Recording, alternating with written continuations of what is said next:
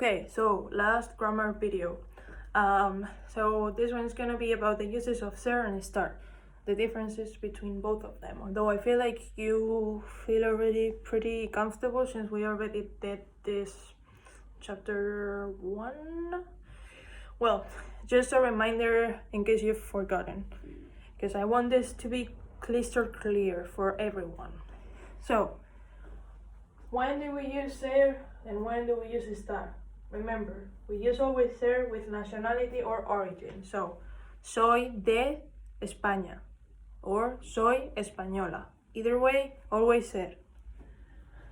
Second use, professions and occupations. So, soy estudiante, soy profesora, soy bombero, whatever. Always, always, always ser. Generalizations. So, I don't know. Es genial, es guay, it's wonderful, it's great, it's cool. All those things you always use ser, sorry. And it's always in the third person. What else? Possessions. So, I don't know. El rotulador es mío. El cuaderno es suyo. La mochila es nuestra. All of those things that always indicate a possessive, they always go with ser. Okay, so what something is made of. So when you're describing what something is made of, you always use ser. So for example, I don't know. Este marco es de madera. So if you're describing the material it's made of, it's always ser.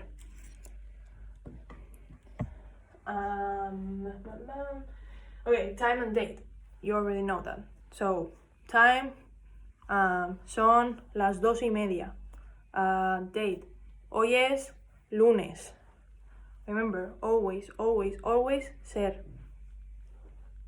And the last one. So, where and when an event is taking place. So, pretty much the when, it's always the time. So, if for time you need to use ser, then for when you need to use ser. And where you use it for that too. So I don't know. Let's think about an example. La fiesta es en casa. So the party is at home. La fiesta es en casa. El partido es en el estadio. La clase de español es en la universidad. Okay? So if it's not implying location, it's ser. Like if it's an event where something is taking place, it's ser. Okay, then we move on to the uses of estar. So estar is for location. So for example, París está en Francia. Or mi casa está en la montaña. Yeah, so for example, if you want an example with a location for like a class, for example, la clase de español está en el segundo piso. Okay, then with health. So for example, if you want to say that you're sick, estoy enfermo. Estoy enfermo, it always, always, always goes with estar. Or estoy cansado. That's like for the next one, physical states and conditions. So estoy cansado. Estoy hambriento, I'm hungry. Estoy sediento, I'm thirsty. All of those, they all go with estar. Then we have weather. Weather, it's always with estar. Está lloviendo, it's raining. Está nevando, it's snowing.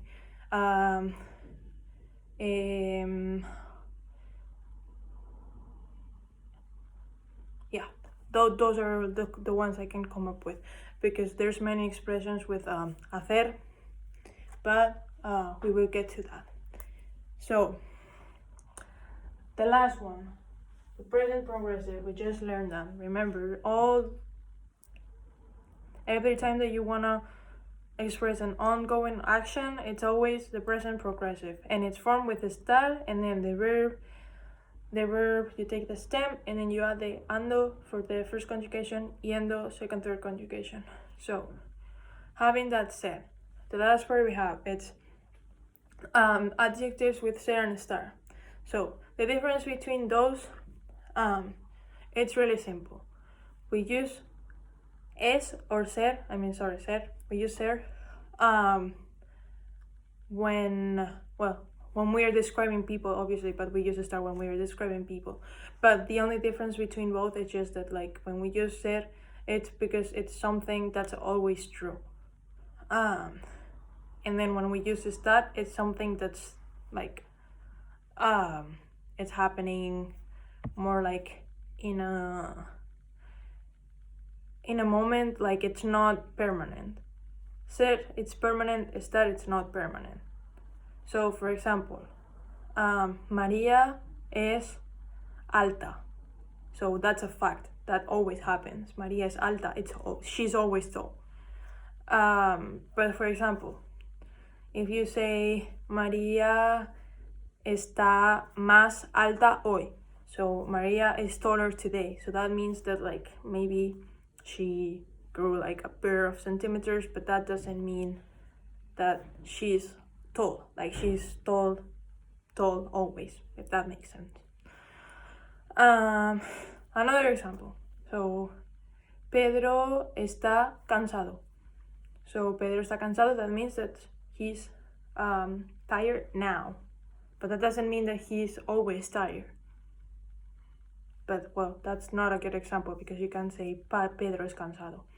But for example, if someone's nervous, so Pedro es nervioso, that means that Pedro is always, like, he's a nervous person. And then if you say Pedro está nervioso, that means that he's nervous right now for a reason, like, that we don't know. So